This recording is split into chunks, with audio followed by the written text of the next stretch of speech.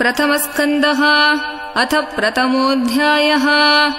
जन्माद्यस्य यतोऽन्वयात् इतरतश्चार्तेष्वभिज्ञस्वराट् तेने ब्रह्महृदाय आदिकवये मुह्यन्ति यत्सूरयः। तेजो वारिमृदाम् यथा विनिमयो यत्रत्र सर्गो मृषाम् धाम्ना स्वेन सदा निरस्तकुहकम् सत्यम् परम् धीमहि। धर्मः प्रोज्झितकैतवोऽत्र परमो निर्मत्सराणाम् सताम् वेद्यम् वास्तवम् अत्र वस्तु शिवदम् तापत्रयोन्मूलनम्। श्रीमद्भागवते महामुनिकृते किं वा परैरीश्वरः सद्यो हृद्यवरुध्यतेऽत्र कृतिभिः शुश्रूषुभिः तत्क्षणात् निगमकल्पतरोर्गलितम् फलम् शुकमुखात् अमृतद्रवसंयुतम् पिबत भागवतम् रसमादयम् मुहुरहो रसिका भुवि भावुकाः। नैमिषे निमिषक्षेत्रे ऋषयः शौनकादयः सत्रम् स्वर्गाय लोकाय सहस्रसममासत। त एकदा तु मुनयः प्रातर्हुतहुताग्नयः सत्कृतम् सूतमासीनम् पप्रच्चुरिदमादरात्। ऋषयवूचुः त्वया खलु पुराणानि सेतिहासानि चानघ आख्यातान्यप्यधीतानि धर्मशास्त्राणि यान्युत। यानि वेदविदाम् श्रेष्ठो भगवान् बादरायणः अन्ये च मुनयः सूत परावरविदो विदुः। वेत्तत्त्वम् सौम्य तत्सर्वम् तत्त्वतस्तदनुग्रहात् ब्रूयुस्निग्धस्य शिष्यस्य गुरवो गुह्यमप्युत। तत्र तत्राञ्जसायुष्मन् भवता यद्विनिश्चितम् पुंसाम् एकान्ततः श्रेयः तन्न शंसितुमर्हसि। प्रायेणाल्पायुषः सभ्य कलावस्मिन् युगे जनाः मन्दाः सुमन्दमतयो मन्दभाग्या ह्युपद्रुताः।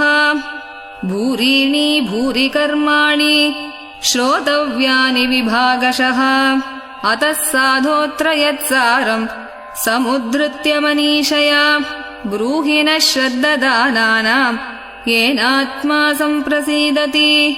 सूत जानासि भद्रम् ते भगवान् सात्वताम् पतिः देवक्याम् वसुदेवस्य जातो यस्य चिकीर्षया तन्नः शुश्रूषमाणानाम् अर्हस्यङ्गानुवर्णितुम् यस्यावतारो भूतानाम् क्षेमाय च भवाय च।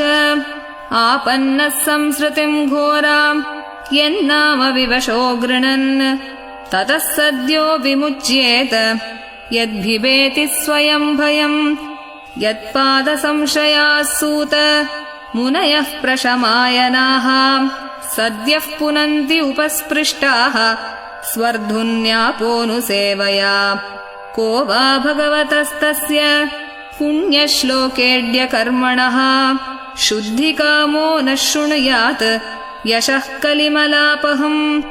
तस्य कर्माण्युदाराणि परिगीतानि सूरिभिः ब्रूहि नः श्रद्ददानानाम् लीलया ददतः कलाः।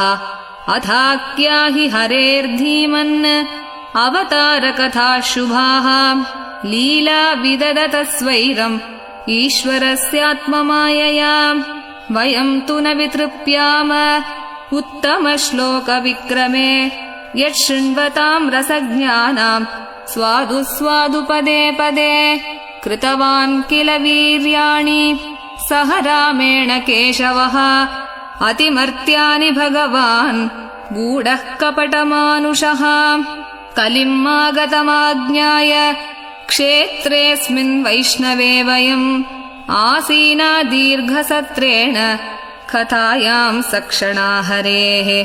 त्वम् नः सन्दर्शितो धात्रा दुस्तरम् निस्तितीर्षताम् कलिम् सत्त्वहरम् पुंसाम् कर्णधारैवार्णवम् ब्रूहि योगेश्वरे कृष्णे ब्रह्मण्ये धर्मवर्मणि स्वाम् काष्ठाम् अधुनोपेते धर्मः कं शरणं गतः।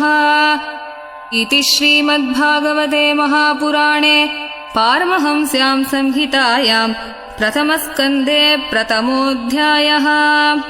श्रीहरये नमः। श्रीहरये नमः। श्रीहरये नमः।